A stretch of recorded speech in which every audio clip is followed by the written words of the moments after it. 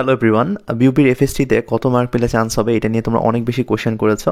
কোয়েশ্চেনটা obviously relevant because আমি একটা ভর্তি পরীক্ষা দিতে যাব অ্যান্ড ভর্তি পরীক্ষায় কত মার্ক পেলে চান্স হয় এটা যদি আমার মাথায় না থাকে তাহলে ভর্তি পরীক্ষায় আমার বিপদে পড়ার চান্সটা বেশি থাকে। আমি হয়তো বা বেশি দাগায় ফেলবো, নেগেটিভ মার্ক খেয়ে হয়তো আমার চান্স হবে না। আবার অনেক সময় দেখা যায় কি যে অনেকে অনেক কম মার্ক অ্যান্সার করে বা কম দাগায়ও চান্স মিস করে।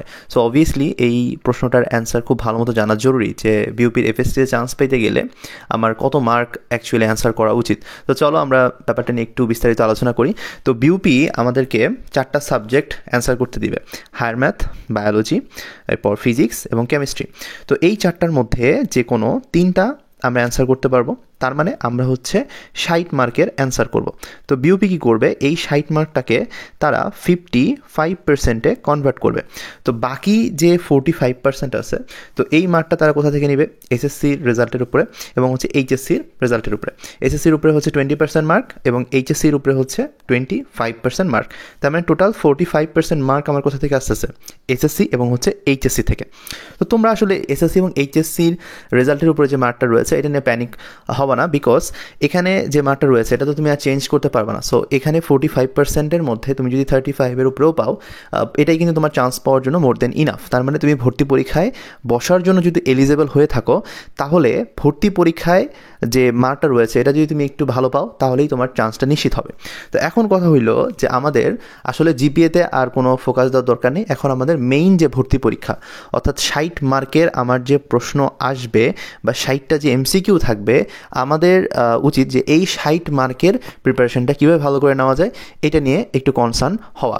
সো এখন এই যে ভর্তি পরীক্ষায় আমার 60টা এমসিকিউ থাকবে, এই 60টা এমসিকিউ এর মধ্যে আমাকে কত মার্ক পাইতে হবে এইটা হচ্ছে আসল প্রশ্ন। তো দেখো এখানে 3টা গ্রুপ থাকবে। একটা গ্রুপের পাবলিক কী করবে, ম্যাথ প্লাস বায়োলজি দাগাবে। আরেকটা গ্রুপ কী করবে, শুধু ম্যাথ দাগাবে, অবভিয়াসলি ম্যাথের সাথে ফিজিক্স এবং কেমিস্ট্রি থাকবে। এবং আরেকটা গ্রুপ থাকবে বায়োলজি দাগাবে, তারা কিন্তু ম্যাথ অ্যান্সার করবে না। এখন কথা হচ্ছে যে এই যে 3টা গ্রুপ আছে, 3টার ক্ষেত্রে কিন্তু কাটমার্কটা ডিফারেন্ট হবে।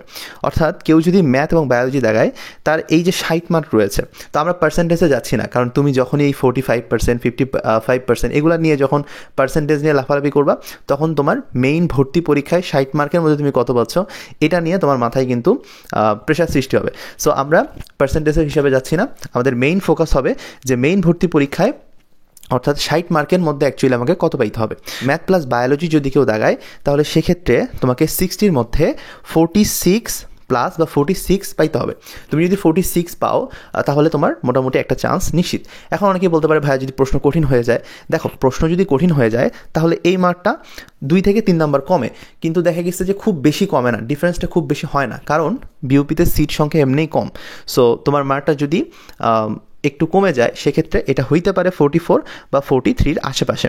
তো কোশ্চেন দেখা যায় স্ট্যান্ডার্ডই করার চেষ্টা করে বিউপি, অবভিয়াসলি তারা একটা প্যাটার্ন ফলো করে। সো 43 বা 44-এ যাইতে পারে, কিন্তু কোশ্চেন যদি নর্মাল কোশ্চেন হয়ে যায় বা স্ট্যান্ডার্ড কোশ্চেন হয়ে যায় তাহলে সেক্ষেত্রে তোমাকে অবভিয়াসলি 46-এর আশেপাশে রাখতে হবে। এখন যারা শুধু ম্যাথ দাগাবা, অর্থাৎ বায়োলজি তুমি দাগাচ্ছ না, তার মানে বায়োলজি রিলেটেড যে একটা সাবজেক্ট রয়েছে সেটা ধরো তোমার নাই, এখন ম্যাথ দাগাইলে তোমার মার্কটা অ্যারাউন্ড 48 প্লাস রাখতে হবে। অর্থাৎ 50-এর কাছাকাছি মার্ক তুমি যদি পাও তাহলে তুমি অবভিয়াসলি বিউপিতে একটা সিট ডিজার্ভ করবা, তোমার বিউপিতে একটা সিট হবে। আর যারা বায়োলজি অ্যান্সার করবা তাদের অবশ্যই একটু বেশি মার্ক লাগবে, মার্কটা হচ্ছে 51 বা 52। তো তোমার যদি 50-এর উপরে মার্ক থাকে তাহলে এতটুকু শিওর যে তোমার বিউপিতে একটা সিট হচ্ছে। এখন কোশ্চেন যদি খুব সহজ হয়ে যায়, মার্কটা 2-1 নাম্বার বেশি হইতে পারে। আর কোশ্চেন যদি একটু কঠিন হয় বা একটু দেখা যাচ্ছে যে ম্যাথমেটিক্যাল টার্মগুলো একটু কঠিন, তো সেক্ষেত্রে দেখা গেছে মার্কটা একটু কমে যায়। তবে আবারও বলছি যে খুব বেশি কিন্তু ডিফারেন্স থাকে না, বিকজ সিট সংখ্যা অনেক কম। তো এই যে আমি তোমাদেরকে পুরো জিনিসটা দেখাইলাম, এখন তোমার মাথায় প্রশ্ন আসতে পারে যে ভাইয়া বায়োলজিতে এত মার্ক লাগতেছে আর আমি তো ম্যাথ বায়োলজি দাগায় এখানে 46-এ আমার চান্স হয়ে যাচ্ছে, তো বায়োলজি আমি যখন দাগাবো তখন আমি 51, 52 কেমনে পাবো? তুমি যদি একটু খেয়াল করো, বিউপিতে আর বায়োলজিতে যে 20 মার্ক থাকে, এই 20 মার্কের মধ্যে তুমি যদি একটু টেকনিক্যাল প্রিপারেশন নাও তাহলে এখানে কিন্তু 17 বা 18 পাওয়া সম্ভব, এবং বাকি যে সাবজেক্টগুলো রয়েছে সেখানে এভারেজ মার্ক পাইলেও তোমার কিন্তু চান্সটা হয়ে যায়। তো এখন এই যে প্রিপারেশনটা, ফিজিক্সের ক্ষেত্রেও জিনিসটা সেম, তো সামনে অবভিয়াসলি আমাদের ভিডিও আসবে এবং সেখানে আমরা প্রত্যেকটা সাবজেক্ট নিয়ে ডিসকাস করবো, তোমার কীভাবে পড়া উচিত। তোমার যদি প্রিপারেশন এখনও এলোমেলো থাকে, তুমি চাইলে কিন্তু আরেকটা সুযোগ পাচ্ছ নিজেকে গুছিয়ে নেয়ার। আর আমি তোমাদেরকে অবভিয়াসলি বলবো যে সামনে যখন তুমি মডেল টেস্ট দিবা, তখন কিন্তু তোমাকে এই মার্কটা কাউন্ট করতে হবে। অর্থাৎ 60-এর মধ্যে তুমি অ্যাকচুয়ালি কত মার্ক পাচ্ছ, তোমার মার্ক অ্যারাউন্ড তুমি চেষ্টা করবা যে 50-র কাছাকাছি রাখতে। 50 থেকে যদি একটু নিচে যায়, হতাশ হওয়ার কোনো কারণ নাই, তুমি চেষ্টা করবা একটু বাড়ানোর। আর তোমার মার্ক যদি 50+ হয়ে যায়, তাহলে তুমি মনে করবা যে তোমার মার্ক বেশ ভালো একটা রেঞ্জের মধ্যেই আছে। তো আমাদের আজকে থেকে হচ্ছে বিউপির এফএসটির জন্য এক্সাম ব্যাচ চালু হচ্ছে এবং আজকে থেকে শুরু হবে এবং রাত 8টা থেকে আমাদের হচ্ছে লাইভ এক্সাম শুরু হচ্ছে। তো আমরা ফার্স্টে যেটা করবো সেটা হচ্ছে চ্যাপ্টার ওয়াইজ একটু আগাবো, কারণ আমরা চ্যাপ্টারগুলো ভাগ করে দিয়েছি ফিজিক্স, কেমিস্ট্রি, ম্যাথ, বায়োলজি। তো যাদের অ্যাকচুয়ালি ম্যাথ দাগানোর প্রয়োজন নাই বা বায়োলজি দাগানোর প্রয়োজন নাই, তারা হচ্ছে ওটা হচ্ছে স্কিপ করে দেন হচ্ছে তোমরা বাকি যে 3টা সাবজেক্ট আছে এগুলো তোমরা হচ্ছে অ্যান্সার করবা। সো আমাদের এক্সাম ব্যাচটা যেহেতু আজকে থেকে রানিং হচ্ছে, এটা চলতে থাকবে একদম বিউপি ভর্তি পরীক্ষার শেষ দিন পর্যন্ত। 12 তারিখে বিউপি সম্ভাবনা এক্সামের মাধ্যমে আমাদের এই বিউপির এফএসটির এক্সাম ব্যাচ শেষ হবে। আর অবভিয়াসলি আমাদের যেহেতু এক্সাম আমাদের ওয়েবসাইটে অনুষ্ঠিত হবে, তো লাইভ এক্সাম রাত 8টা থেকে পরের দিন রাত 8টা পর্যন্ত তুমি দিতে পারবা। 24 ঘন্টায় তুমি লাইভ এক্সাম দিতে পারবা। আর লাইভ এক্সামটা মিস হয়ে গেলে ওই এক্সামটা কিন্তু রেকর্ডেড আকারে ওয়েবসাইটে থাকবে। তোমার ইচ্ছা মতো সময় তুমি যতবার ইচ্ছা তুমি কিন্তু এক্সাম দিতে পারবা। আর নেগেটিভ মার্ক নিয়ে একটু সতর্ক থাকতে হবে। এখানে কিন্তু এবছর নেগেটিভ মার্ক করছে হচ্ছে 0.50 এবং আমাদের এক্সামেও আমরা এই সেম সিস্টেমটাই রাখছি। অর্থাৎ তোমরা যদি একটা ভুল করো তার জন্য তোমাদের কিন্তু 0.50 মার্ক আমরা কাটবো এবং এটাও মেইন ভর্তি পরীক্ষায় অ্যাপ্লাই হবে। সো যদি কোনো কোশ্চেন এরকম দেখো যে ভাই আমি এগুলো পারতেছি না বা একটু কনফিউজ লাগতেছে, ওইটা অ্যান্সার করার দরকার নাই, বিকজ এখানে রিস্কটা বেশি হয়ে যায়। সো 0.50 যেহেতু কাটা যাচ্ছে, আমাদের কিন্তু একটু বুঝে শুনে দাগাতে হবে।